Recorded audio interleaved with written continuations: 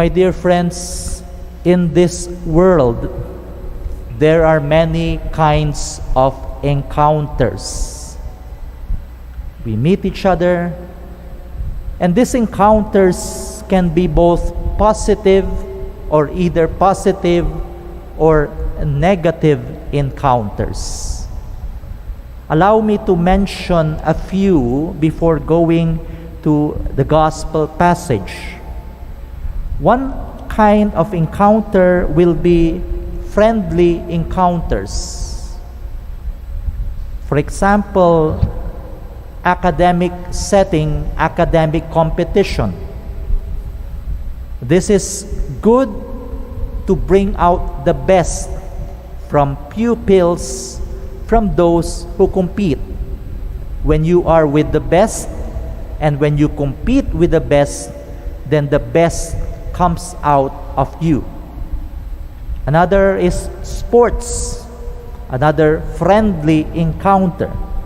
So, although there is competition in academic competition, in sports competition, the general aim of these encounters is for the good of people.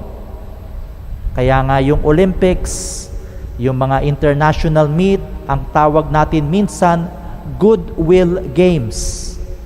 An avenue where competition does not lead to war, rather competition leads to camaraderie.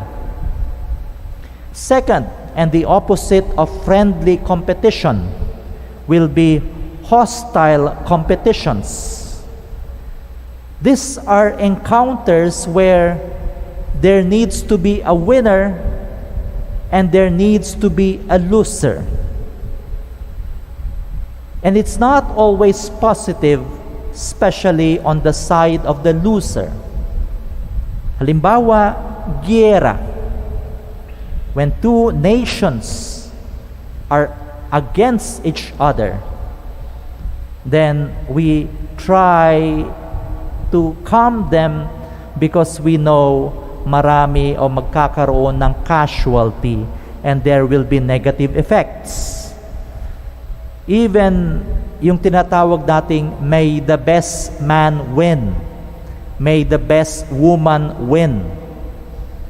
So, presupposed there is that someone will emerge victorious and someone will emerge na luhaan.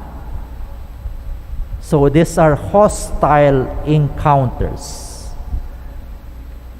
Another, which is somehow in between friendly and hostile encounters, will be political encounters. Alam naman natin na kung pinag-usapan na ang politika, it will presuppose division, but not always division. Minsan, sa usaping politika, kapag nag-uusap naman talaga yung magkatunggali, if they cannot agree with each other, they can try to look for a compromise. It's not positive and negative for both, but this is the best case scenario. Oh, ikaw muna magme-mayor ngayon ha, hindi muna ako tatakbo. Pagkatapos mo, ako naman ang magme-mayor. Okay? So there is an encounter, there is politics, but in this example, pwede naman palang magkaroon ng kompromiso. And I think that is good politics when you try to look for a win-win solution that will benefit all. We go to the gospel. And when Jesus is teaching, love your enemies, let us not forget that the general lesson of Jesus is to bring people close to the Father. And the tragedy here is that when we try to insert competition in an avenue where there should not be any competition at all. Isang simpleng halimbawa, tanungin mo yung isang ale o mama, bibili ka na naman ng cellphone? Okay pa naman yung cellphone mo? Kasi yung kapitbahay namin, bago yung cellphone gusto ko mas maganda rin ang cellphone ko sa kanya. Hindi naman nakikipag-compete yung kapitbahay mo sa'yo. Basta gusto ko. I want to insert competition in an avenue when in the beginning there should not be competition. Mas magandang cellphone, mas bibili pa ako dahil na-insecure ako, naiinggit ako sa kanya. In the same manner, when Jesus says, love God, can we put this in friendly competition? O sige magko-compete tayo kung sino ang mas mamahalin ng Diyos. That is absurd. Can this be hostile competition? O nagmamahal ang Diyos? Paano ba yan? May the best man win. May the best religion win. May the best angkan win. Absurd. Can this be political in nature? Magpapalakas tayo kasi ang reliyon lang natin ang malakas. Tayo lang ang pwede. And we will go to war in this political strife because we would like to be politically the stronger people in the eyes of God.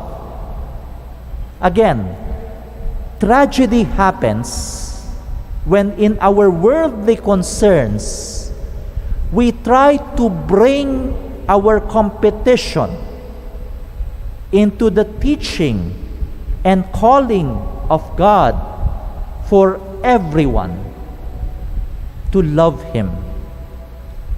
Look at it like a pyramid, where on top is God, and people are called to reach God, to be closer to God. And what will make us be closer to God? Love, respect, sincerity, truth, genuineness. So habang may charity, may love, may genuineness, may humility, may virtues, unti-unti tayong umaakyat para maabot ang Diyos. What will make us be farther from God?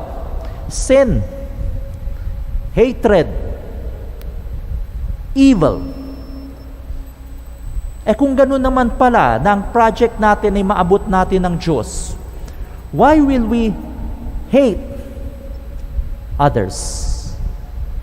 Why will we do and wish evil against our others? Kung ang titignan lang natin yung ating katunggali, and all of us have imperfections, marami tayong makikita. But Jesus' teaching is telling us, do not forget that in this journey, despite limitations, despite our humanity, our project is to become closer to God. And what will bring us there? Love. Love of family, love of friends, and yes, even love for enemies. I am not saying we will tolerate injustice. I am not saying we must tolerate evil. I'm not saying na wag nating pansinin yung nananakit, nananamantala, yumayapak sa ating dignidad. No. By all means, we have to reject all these kinds of evil. But rejecting evil, rejecting injustice, does not change our project to be closer to God. So kung may gumagawa ng masama, pipigilan natin, we will oppose it, but we must still pray for our enemies. Because after all our limitations, after all our humanity, our project is to be closer to God. And what will bring us closer to God? Love. My dear friends, it is really very difficult to understand this teaching as if it were a separate teaching of how we deal with one another. This teaching reminds us of how we ought to be closer to God. Kasama na dyan yung ating pakikitungo sa isa't isa. Because we do not forget it is God whom we try to approach, then we try to be perfect just as our Heavenly Father is perfect. We love and we even pray for our enemies because that is how it should be. Again, we are not tolerating injustice, we are not tolerating evil, we are not tolerating disrespect for human dignity. It's just that as we oppose these things, we continue to pray for our enemies, we continue to reach out to God.